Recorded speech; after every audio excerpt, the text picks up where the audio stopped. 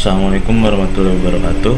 My name is Ramadhan Adita Marianto, and today I will present about our last project about Dr. Cure Health Monitoring System. We are from Group 5, which is contain me, Ramadhan Aditama, and Muhammad Firzan Ananta. So this is the component that we use in this project. For the main board, we are using ESP32 board. Exactly is ESP32 DevKit Model 1, and then Max 30100 sensor. It used to catch a value of our heartbeat and oxygen, and we used DS18B20. This is the temperature sensor that we used to catch a value for our human temperature, and this is the DHT11, which is used to catch the humidity and temperature of our room. So basically it's room humidity and temperature. We also use PCB bolong, so we didn't use breadboard. So our component will be more consistent and will be more good. And we use Neo 6M GPS V2. This GPS module is used to track the device location. We use LED red jumper cable to connect from the PCB to the board and battery module. This is the schematic diagram of our project. I'm using EasyEDA to make the schematic diagram. So this is the DHT11. We connect the VCC to 3V3 volt, the GND to ground, and data to pin D18. And then this is the Max 30100 sensor. Connect VCC to 3V3, SDA to pin D22, and SCL to pin D21. So SDA and SCL of ESP32 board. And this is the LED red. And the pin is connected to the pin D5, and we using resistor for 4.7K that will connect to the ground and the anode of the LED red. And this is the LED red, yes. And then this is the DS18B20. So we connect the VCC to VCC, the ground to the ground, and the data to D4.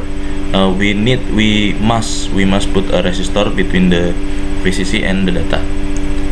This is the battery module, and the last one is GPS module. We connect the GPS TX to pin D14, and we connect to the RX to D27, and the ground to the ground VCC to 3V3. This is the design of our project. As I said, we are using PCB, so we connect the component using the PCB. Under this PCB, there are a cable that connecting all of the component. This is the flowchart of our application. This is how our application connected to the website and Android.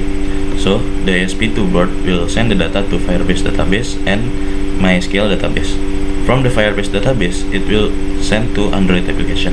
But because I'm using a LED red as an output, we also send the Android app data to Firebase, and the Firebase will be sent. The ESP32 board will be read the data from the Firebase.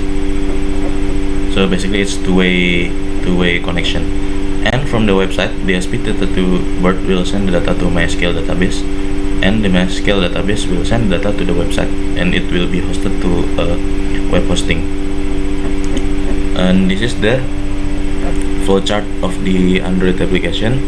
The device detect Wi-Fi and read all the sensor. This is the flowchart of our board, our main project. If the buzzer will be read data from the Firebase database. If the buzzer status is 1, the buzzer will on and it will continue reading the sensor. If the buzzer status is not 1, which can be 0 or the others, buzzer will be off. And then send sensor value data to Firebase and MySQL. Data shown on the Android application and can be accessed through the website. If we press call on the application, the Android application, it will continue the sensor. It will go to this. If we press call, the buzzer will become 1. If it become 1, it will continue to turn on the buzzer. If not, it will just read the sensor.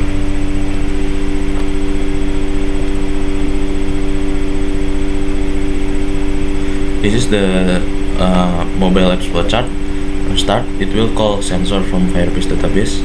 If we stay in the page 1, it will display the room temperature, room humidity, human temperature, heartbeat, and oxygen. It will go to the page 2, it will show the device location, and if we press call, like I said, it will send the data to Firebase as bus status. It will become 1. But if we double click the call, it will become 0. This is the website flowchart. We'll go to the, if we go to the page chart, it will call sensor from database and build chart from sensor value. And if no, it will go to page table. If it go to page table, it will call the sensor from database and show the data in table mode. And my presentation will be continued by my friend Svirzan. Thank you. Oke. Assalamualaikum warahmatullahi wabarakatuh. My name is Muhammad Firzan, and I will continue my friend presentation. Now we're moving to database. In here we have two database. We have a Firebase database and MySQL server. In SQL we have a table that contains ID, suhu, kelembapan, human temp, heartbeat, oxygen, and tanggal. And the data type, ID is integer, suhu is decimal, kelembapan is integer, human temp is decimal, heartbeat decimal, oxygen decimal, and tanggal timestamp. And ID as a primary key. In the Firebase table we have six column. First is bus status, heartbeat, human temp, oxygen, room humidity, and room temperature.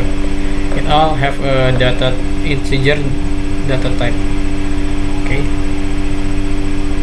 Next we're moving to mobile app display. This is our mobile app display. First we have a main page that in here we can see the room temperature, room humidity, human temperature that user, heartbeat, and also the oxygen level.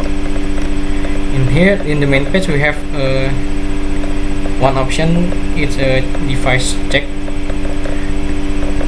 If we click check, we go to here. In here we can track device location. Example, if we call the button, if we click the call button, it will go to buzzer. Buzzer will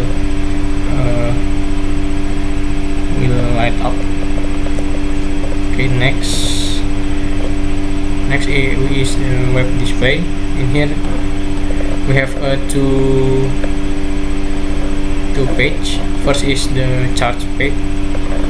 In here we can see the graphic of the value on the database.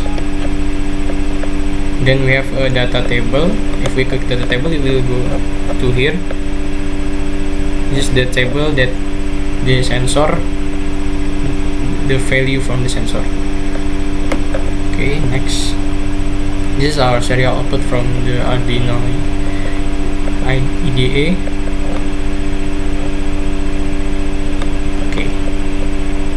Okay, thank you for your attention. Assalamualaikum warahmatullahi wabarakatuh.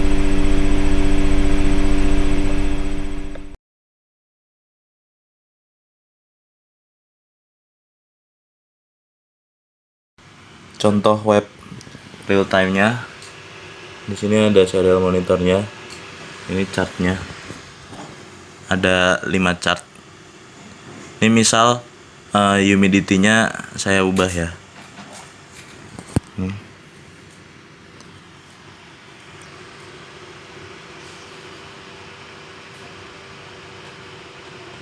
bakal berubah secara real time.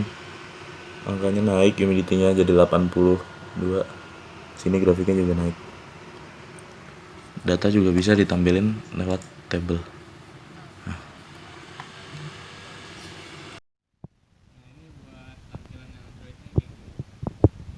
Androidnya ini sensornya sesuai sama Firebase, datanya gerak secara real time. Misalnya ini humidity-nya lagi kita ubah, datanya bakal berubah.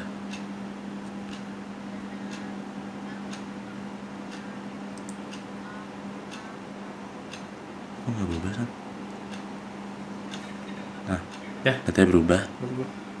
86, sini juga Temperaturnya juga 86. berubah tuh. Temperatur juga berubah. Barusan dipencet. Terus ini buat GPS-nya ini udah auto di track di rumah saya pakai GPS sensor tadi.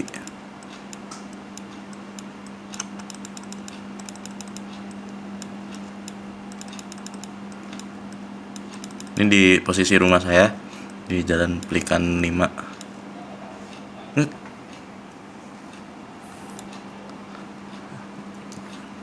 Terus ini fungsi buat call ini buat ngerubah buzzer status supaya nanti lampunya nyala. Misalnya saya pencet call sekali, kalau dipencet sekali statusnya jadi 1 dan lampunya nyala. Nyala itu. Seharusnya pakai buzzer, cuman di ESP32 dia nggak support buzzer. Ini kalau dipencet double click, statusnya jadi 0, Lampunya mati. lampunya mati. Sekian. Sekian. Back.